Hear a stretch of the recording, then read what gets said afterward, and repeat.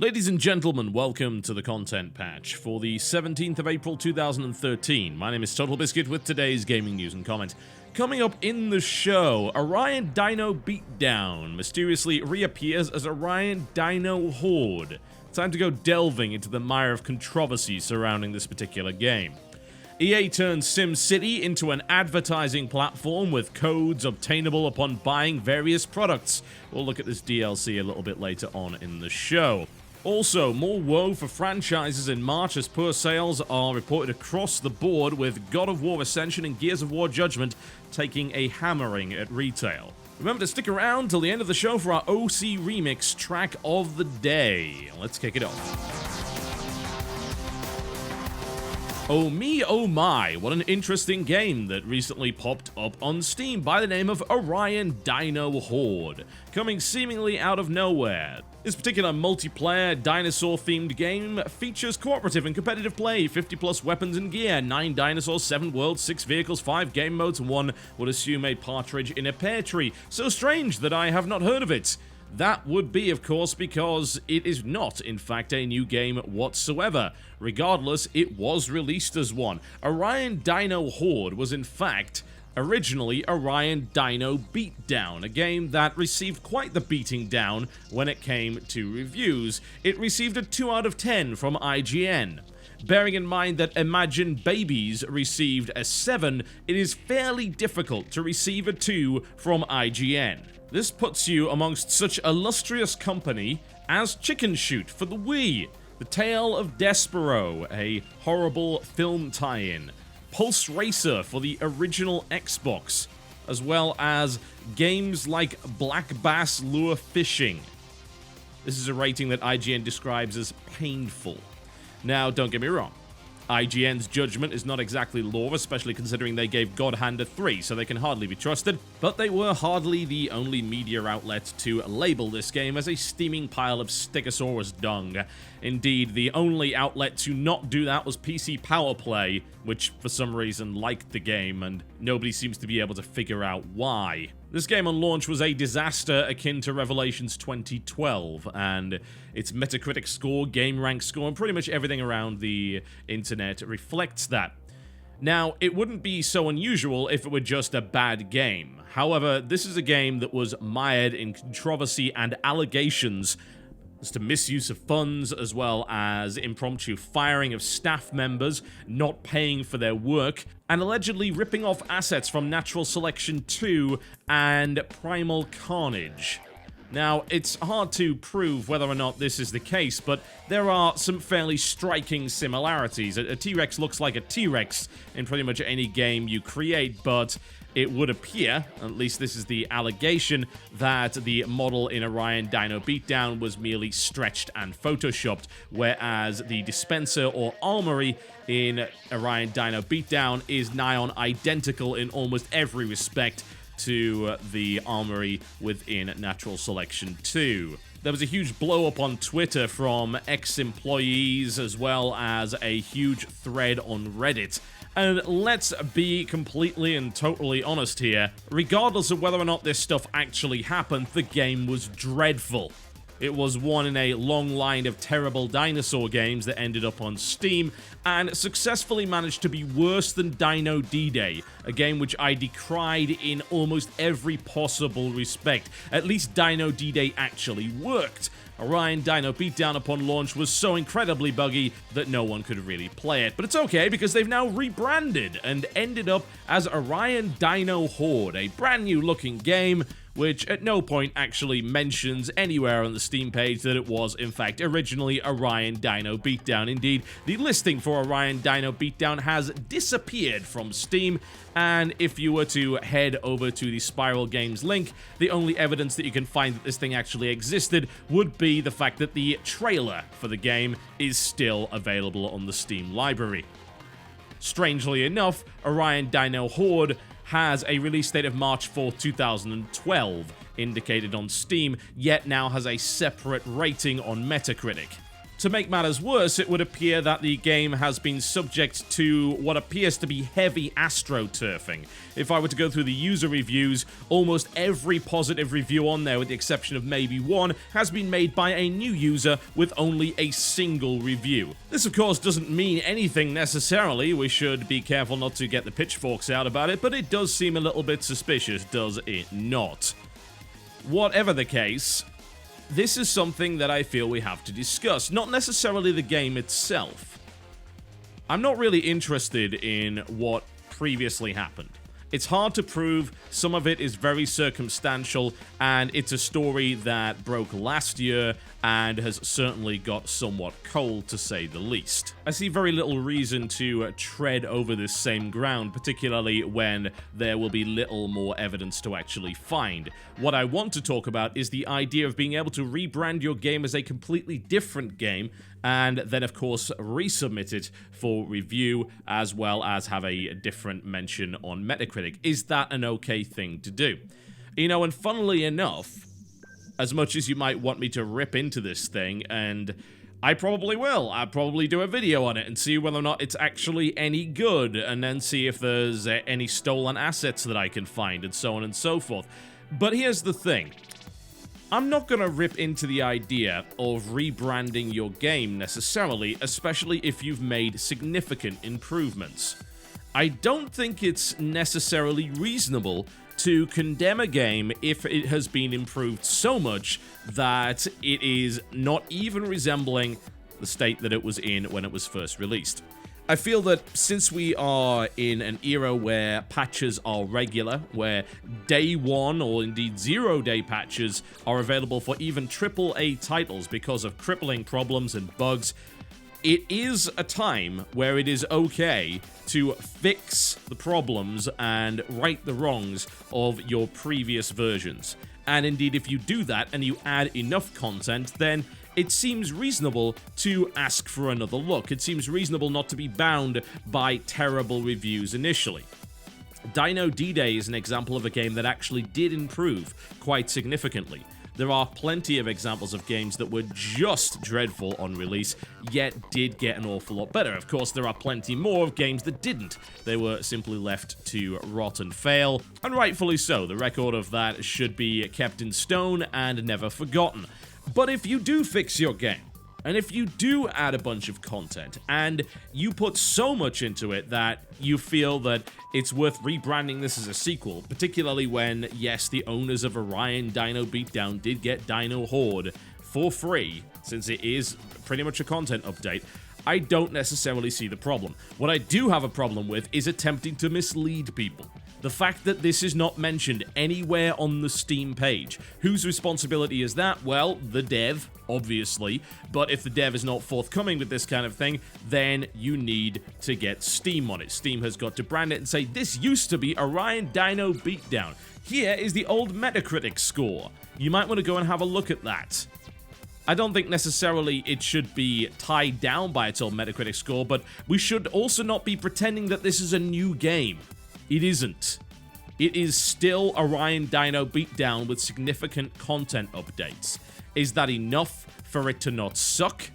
Maybe, maybe not. But we still shouldn't be pretending that it's a new title. That's horribly misleading, and the history of a game is very relevant to the consumer. This is hardly the first time that a terrible game's been rebranded. Merchants of Brooklyn, which was an absolutely dreadful first-person shooter, was rebranded to Drug Wars. Yeah, great, fantastic.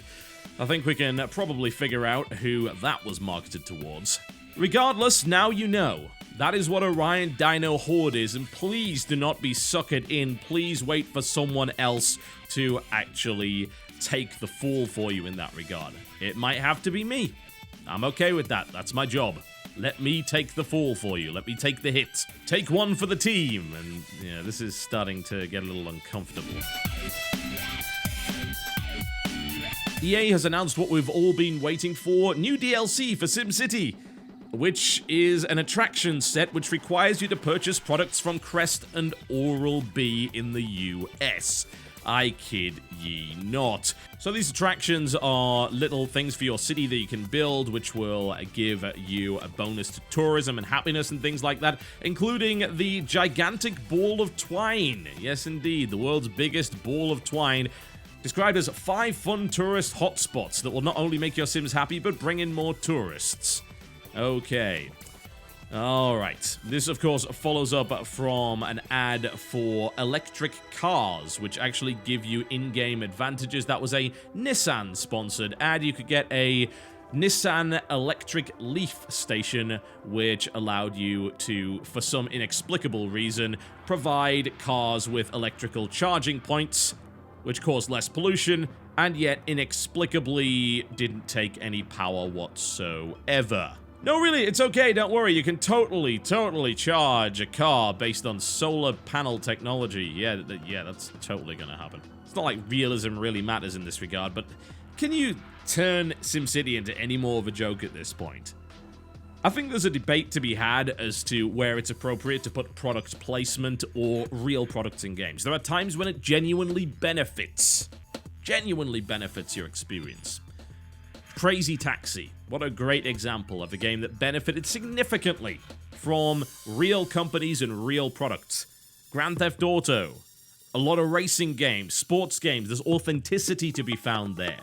That's a great way of providing advertising within games without breaking the immersion. It actually adds to the experience. Great, everyone's a winner there. You get your ROI if you're a company, you get your exposure, and your gamers get that more authentic experience instead of having fake products. SimCity, on the other hand, is chock full of fake companies and fake products. So having a gigantic Nissan charging station in the middle of that is very much something which would knock me right out of the game. Not only that, but if you were to talk about these Crest and Oral-B products, those are 5 pieces of DLC which are only available in the US, yet have nothing to do with Crest and Oral-B. What does the world's largest ball of twine actually have to do with dental hygiene products? The answer is, of course, not a damn thing. It's a money-making scheme, it's an advertising scheme, it's blatant, it's flagrant. It could not get any more damn ridiculous. Or not. Actually, I shouldn't say that. I absolutely should not say that. I have no doubt that EA will be able to break out something absolutely phenomenal for their next trick. SimCity is becoming a gigantic parody of itself right now, and it would not surprise me in any way if they were able to come up with something even more stupid than this. However, at the end of the day, is it really all that bad? Let's play a little bit of Devil's Advocate, shall we? It's always a fun game, I like that game. Is it really so bad that DLC appears for free in a game when sponsored by a particular product? Well, not necessarily. A new piece of content that was paid for by someone that wasn't you is a pretty cool thing sometimes. Often you have to pay for DLC, obviously. It's a pretty terrible business model if you don't, right? In this case, you have a company paying for it on your behalf. Sponsored content is actually okay to some degree, when it fits in with the game and when it actually makes sense. The main problem is this doesn't really make any sense whatsoever. You know, you would think that of all the things Crest and Oral-B would want to sponsor, it would be an orthodontist, a freaking dentist. Why could that not be a building? That would make sense for hygiene, wouldn't it? Shiny teeth, yes, not the world's largest ball of twine. That doesn't make any bloody sense whatsoever. They did not even try to hide that this was an obvious product endorsement. It doesn't make any sense. At least the Nissan thing made some sense. Hey, Nissan electric cars. Alright, okay. We don't like it much, but at least we can understand why it's there. This is just bonkers.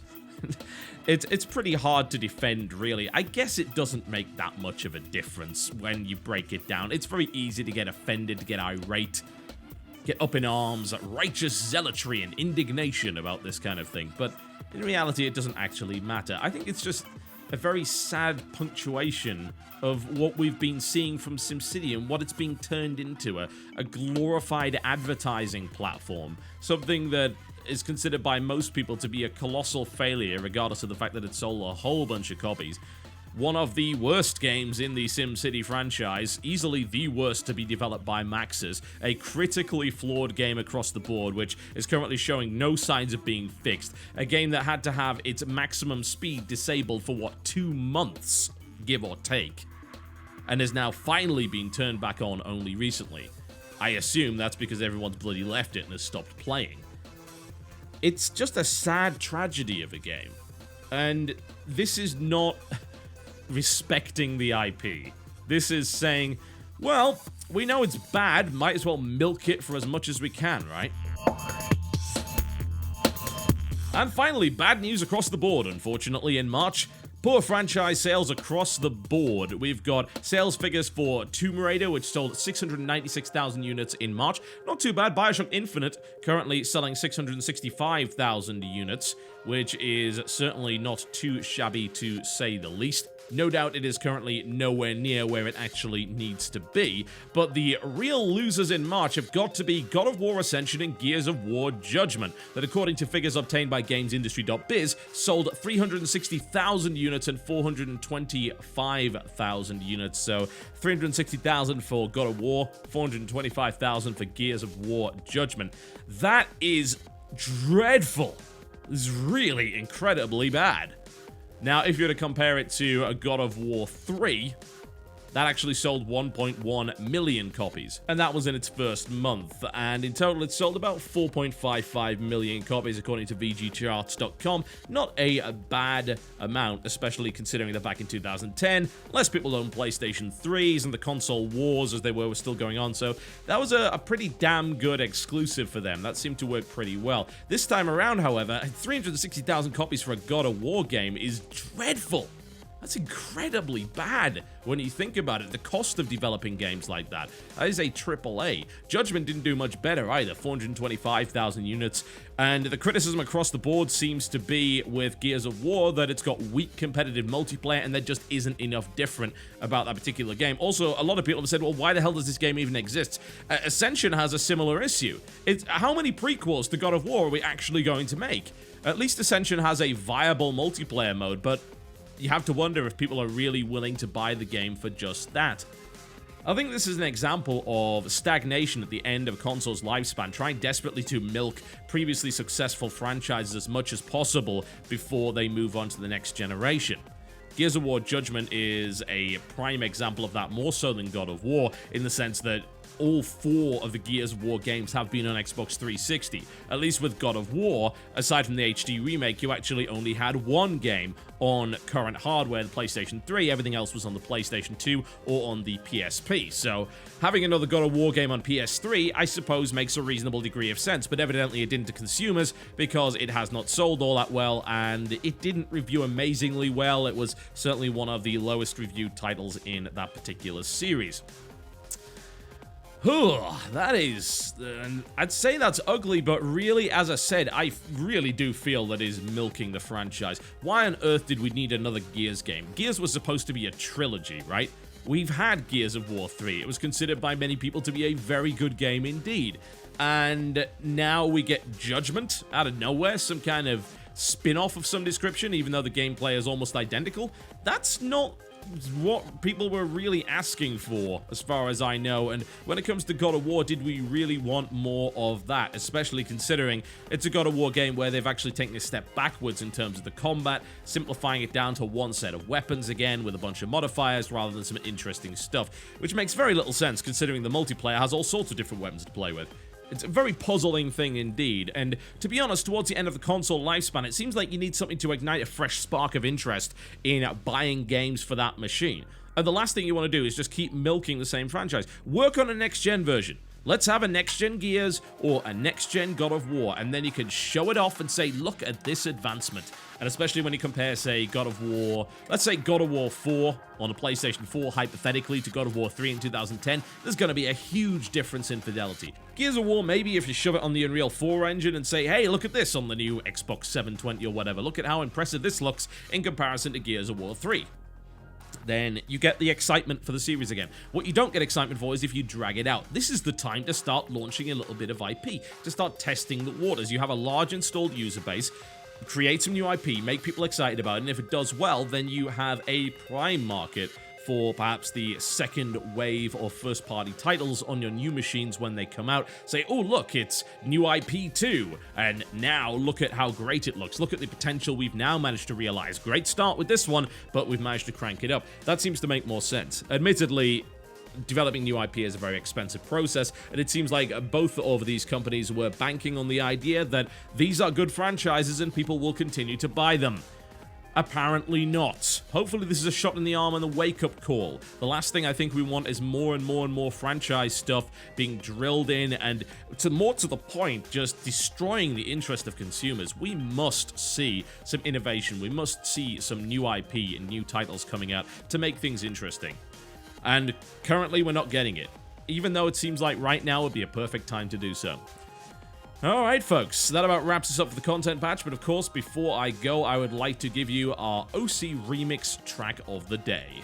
Well, yesterday we did a little bit of PC Classic Deus Ex. We're going to be looking at something from Super Street Fighter 2 this time around. There's a lot of Street Fighter remixes. Street Fighter and games of that era are fairly easy to do modern takes on. However, it's pretty difficult to do them right. You can take a MIDI file and you can shove it through a bunch of synthesizers and say, hey, look at me, I did a remix. But when it comes down to changing the pace and the entire feel of a track, that's a little bit more challenging. That takes a special kind of talent. Now, of course, everyone knows Ryu's theme, Ken's theme, Guile's theme. That stuff is fairly ubiquitous, but Kami's theme, not so much, and there's a particularly good remix called London Drizzle from McVaff, and I'd like to play that for you right now. It's a little bit chilled out. They've dialed back the tempo on it. It's very high fidelity, while still leaving some of the elements of the original in there, with a nice laid-back use of synthesized electric piano. Okay, folks, thank you very much for watching the content patch. I'll leave you with this, and I will see you next time.